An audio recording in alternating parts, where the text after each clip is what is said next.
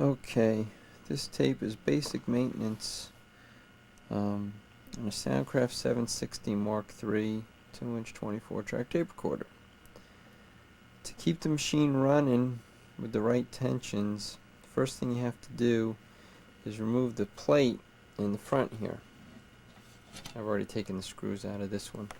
This gives you access to the transport logic board. Now on this board, the original pots have been replaced by these two. Let's focus. Sorry about that. On these two, by these two pots. The one on the left controls the tension for the feed motor. The one on the right controls the tension on the take-up motor. On the normal machines, you wouldn't see the pots, you would just see the holes in the boards that are underneath the pots, and you can kind of see it there, that there's a hole there, and that's where you would insert your alignment tool to make the adjustments that need to be made. You put a reel of tape on the machine, spool it up to about 2 minutes worth of tape, get your 2 digital voltmeters, major focusing problems here, and connect your voltmeters to the test points on the back of the machine. I'll go there now. You can see down here the motor test points, and that's it. Connect your 2 meters, make sure you know which is which, turn the machine on,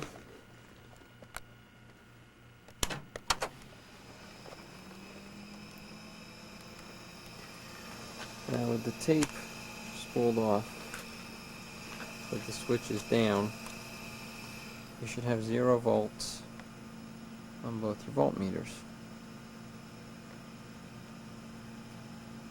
As soon as you put this up, see, I've already queued this tape up to where I need it. You set your offset points. Now it's best to do it with a scope. If you don't have a scope, figure between 44 and 47 volts for an offset.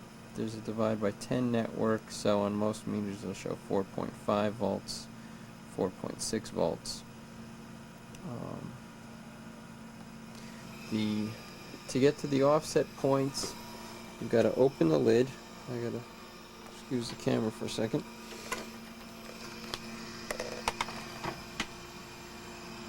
And look inside, down in here.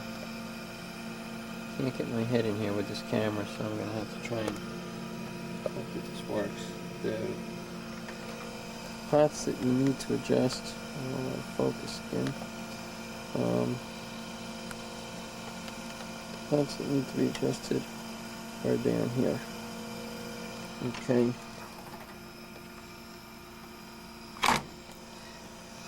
When you adjust your offset voltages, these have been adjusted to approximately 45 volts each. And then put your machine in play and check your voltages. At the beginning of the tape, the left is my feed motor, the right is my take-up motor. So I've got 48 volts on the feed motor, 45 volts on the take-up motor towards the beginning of the tape. If I needed to adjust them, these 2 pots would do it. And again, on most machines, you would just, the left side would be feed, right side is take-up. You just insert a small screwdriver through the hole and adjust. I'm going to zip by to the end of the tape, or towards the end of the tape. I'm going to pause this for a moment. Okay, we've gotten towards the end of the tape now, and if we hit play, it's nice and smooth the way the tape is running. I'm going to check our voltmeters. We've got 44 volts on feed and 47, almost 48 volts on take-up. The feed meter will go down as you go further into, the feed voltage will go down as you get further and further into the tape. The take-up voltages will go up as there's more weight on the take-up reel at the end of the tape than at the beginning. I'm going to pause this again for a moment. Okay, I've turned the machine off and opened up the lid. So we're looking into the front of the machine now. Up here is crucial. This is the bottom of the tension arm, the feed tension arm. This is your end of tape switch. When the machine is running, the arm is pulled in a counterclockwise direction, and this switch right here is released. That engages, that puts power to the motors. When you get to the end of a tape, the arm comes back and it clicks this switch off.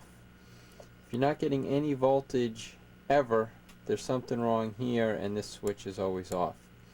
Now, right here, the stem coming out is from the tension arm. This lets the tape machine know how much tape is on the feed motor and how much is on the take-up motor. Adjustment of this is crucial. You set the tape to the off position, which would be like it is now. Loosen this screw. It's a 2.5 millimeter hex screw. Just hold the bolt with a wrench or pliers. Loosen it. Turn this all the way clockwise, and then back it off 2 degrees. Tighten it up, and you're ready to go. You're in the right place. That'll make sure that you're giving the right voltages to the machines. I gotta pause this again. Hold on, please. Okay, we're back. I've closed the lid of the machine now. You saw how to make the adjustment. This is the arm that I'm talking about. When you look at the machine from the top, when it's at the end of tape position, it rests down here, and that shuts tape off. Completely when there's no tape on the machine. When you're getting towards the end of tape on a reel, this will pull in tighter, and that's how the machine knows where you are on the tape. Depends on the position of this arm. At the beginning of a reel of tape, the arm's going to be out here more, and that tells the machine that there's more tape on here and less tape on the take-up reel, so there needs to be less voltage on the take-up reel. The major problems that you ever have with this machine are either the tape is being pulled too tight, it's too much voltage on the take-up reel, and you'll see the tape start to crinkle and ride up, and it starts lifting up like this. Then you have to go to this pot and lessen the voltage. The other problem you'll have is the machine, when you hit play, will shut itself off because this throws a little too much tape out, and the machine it gets to the point where it hits the end of tape switch off, and then snaps it back frequently, and the machine will kind of buck and try and go back and forth. If that happens, you have to adjust this pot and increase the voltage on that arm. I've got another phone call. We have to stop a second.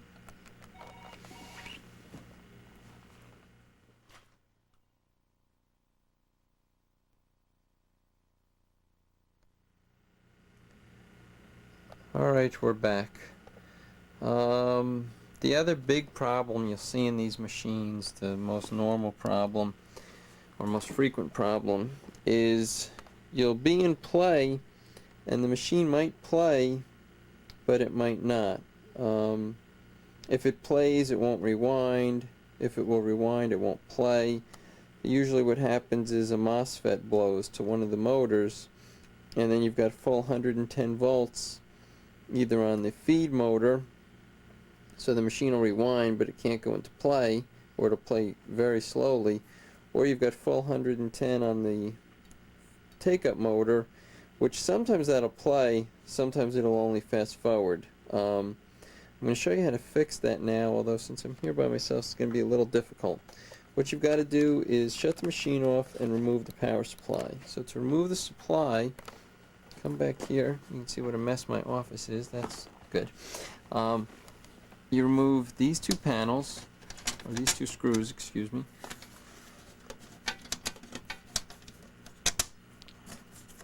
Pop the lid open, and then get down into these cables. There's 3 of them you have to undo. This one, the AC cable, just pops out. and then these two DC ones, which I've got to put the camcorder down to do this. So let's see what happens here. I don't know if you can see this anymore, but they just pop out. Pop them down so that they clear. I don't know if you could see that. I'll see when I check the tape. There's normally set screws in here and in the front. You've got to remove your meters from the test points and remove the AC and push this forward. Okay. Come back around. Now again, I've already taken the screws out of the front, but there would be 4 screws in the front normally. Slide this out a ways. You've got your take-up MOSFET is here. They get very hot, so be careful touching them. And feed is here. This one. There's 1 or 2 screws in each. These are for modified machines. If you have the old TIP 755As, do the mod. In this case, this machine has already been modified. I did the modification myself. You've got to make sure, it's crucial that there's a screw in here that makes contact to the can, because on the underside of it there's a connection, and the screw takes the case and completes the circuit. This machine, one of the problems with it when it came back to me for repair was that the guy who put the screws in insulated the screws so they made no contact, so you had constant open circuit, so you had no voltage going to your motors. Up here, the motor start caps. In some of the machines, you'll just have black Vanguard caps that are taped together. That's pretty much it. What you would do if the machine is not working, if you've always got 0 volts on one of the motors or always have 110 volts on one of the motors, you have to replace the MOSFET. It's an MTM6N60 or M like in Mary, T like in Tom, M like in Mary, 6N like in Nancy, 80, or there are equivalents from a few different companies. If your feed motor's problem, take your feed MOSFET out and replace it. There's insulators underneath. Those are crucial. They have to be there. If you short this whole thing out to the heat sink, nothing will work, and you can take 110 volts through yourself when you if you touch it with the machine on.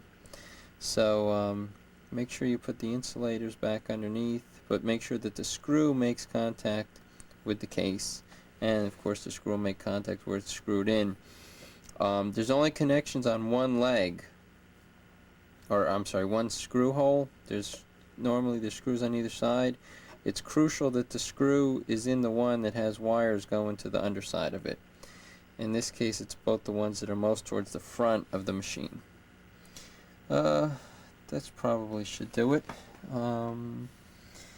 If anybody sees this tape and you have questions about this machine, you can call me at 201-746-2359, and I'll be happy to help you out.